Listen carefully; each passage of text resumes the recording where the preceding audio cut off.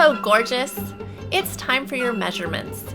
If you've ordered one of our made-to-measure wedding gowns and you're ready to get the ball rolling, you've come to the right place. Before we begin, there are 4 things you'll need to have. You may have realized you'll need a measuring tape. There's something to note, however. If your measuring tape has been hanging around for a long time, there's a chance it has stretched out. Please double check your tape against a ruler to make sure it's correct.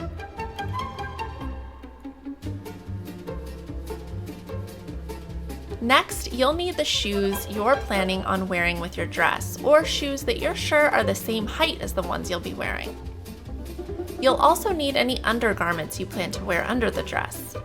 You should be wearing these while taking your measurements. If you plan to wear shapewear on the big day, wear it for your measurements. If you plan to be naked under your dress, you should be naked for your measurements. But this is not that kind of video. Finally, we highly recommend you have a piece of ribbon long enough to go around your waist and tie into a bow.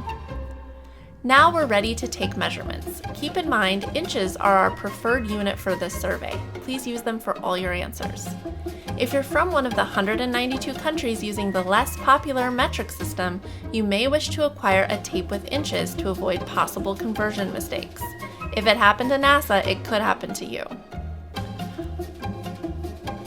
Our first measurement is base of neck circumference. Measure all the way around your neck at the base, like where a choker would normally sit. Great.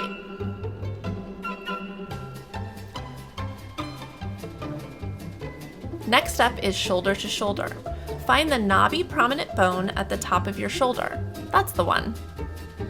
This is the very edge of your collarbone and usually close to where a traditional bra strap would sit. Using this bone, measure the distance from one side to the other across the back. Now it's time for full bust. Hubba hubba. Measure around your torso at the fullest point of your bust, across the apexes, and straight around your back. Another less common word for apexes is nipples.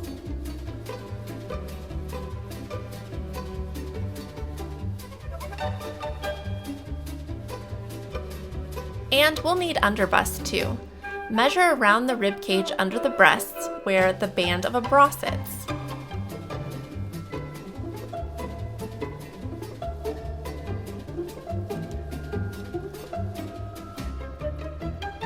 Let's measure your natural waist. To find your natural waistline, bend your upper body to the side like so. The crease that forms between your hips and your rib cage is your natural waistline. Measure the circumference of your torso at this point to provide your natural waistline measurement. You might be wondering if you need to inhale or exhale for this. Because our gowns aren't rigid or restrictive, you don't need to do either, so just be yourself.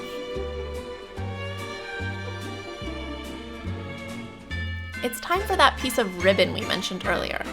Tie it snug around your natural waistline as you've just found it. We recommend you do this to feel a little more festive. Coincidentally, it also helps ensure more accurate measurements.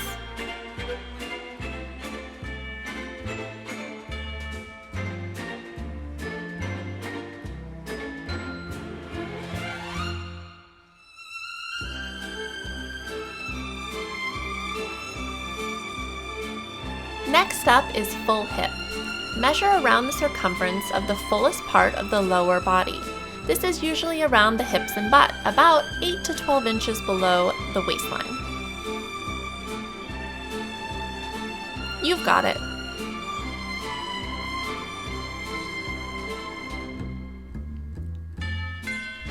Now we need shoulder circumference. Measure all the way around the full circumference of your body at your shoulders, above your breasts. Just like that.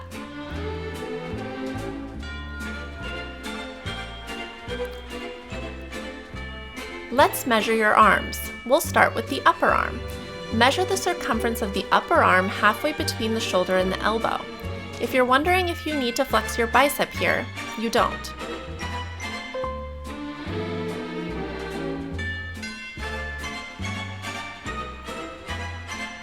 Moving down to your forearm, measure the circumference of the lower arm at the widest part of your forearm. This is probably about 2 inches down from the elbow. Now for that joint we all know and love, the wrist. Measure around the circumference of the point where the arm meets the hand at the wrist bone. Easy money. It's sleeve time, baby. If your dress has sleeves, that is. If your dress is sleeveless, you can sit this one out. While you wait, consider texting your fiancé, "I cherish you." This measurement begins at the most prominent bone at the top of the shoulder near where your bra strap normally sits.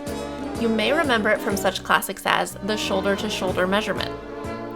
This bit is very important. You must measure to where you want the sleeve to end. If you want it to end on your forearm, measure to your forearm. If you want it to end on your hand, measure to your hand. Wherever you measure to, that's where your sleeve will end.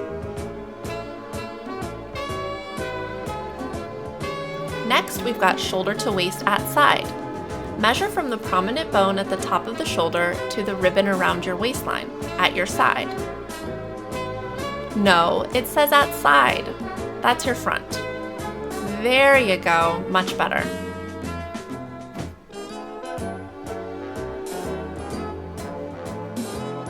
I hope you're ready to measure shoulder to apex, because I know I sure am. Measure from the prominent bone at the top of the shoulder to the apex of your breast. This is where your choice of undergarment matters a lot. You don't want the position of your bust while taking measurements to differ from where it will be when you wear your dress. Next, apex to waist. For this one, you'll need to measure from the apex of your breast to the ribbon around your waistline directly below the bust. Nailed it!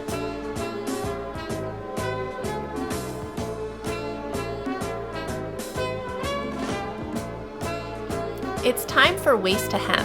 Make sure you're wearing the shoes you plan to be wearing with your dress. Our footwear clairvoyant stopped returning our calls, so the only way we're going to get this right is if you're wearing the same shoes for your measurements. Measure from the ribbon at your natural waistline to the floor.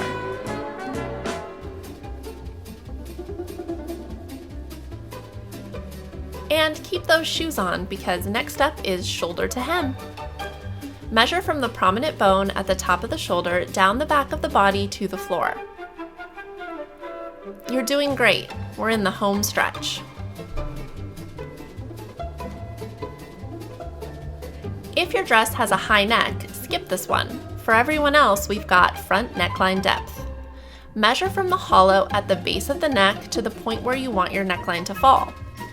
If your dress has an illusion lace neckline that has a high placement of lace with a lower placement of lining, please measure to the place where you want the top of the lining to begin on your chest.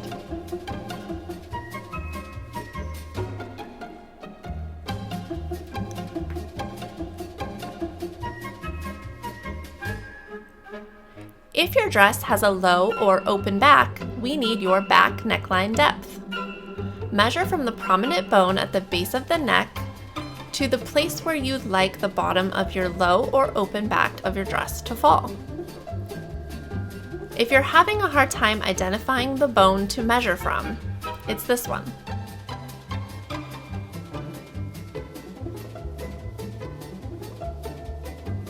Finally, if your dress has a skirt slit, there's one more measurement we'll be needing: shoulder to skirt slit. However, if you don't have a slit in your skirt, please skip this one. Measure from the prominent bone at the top of the shoulder to the place on your leg where you'd like your skirt slit to begin, but don't look down. Looking down will raise your skirt slit a couple of inches.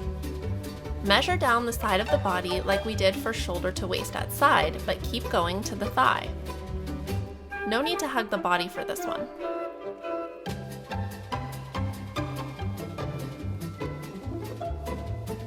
Yay, that's it, you're done. We're so excited to work our magic for you. Let's get married.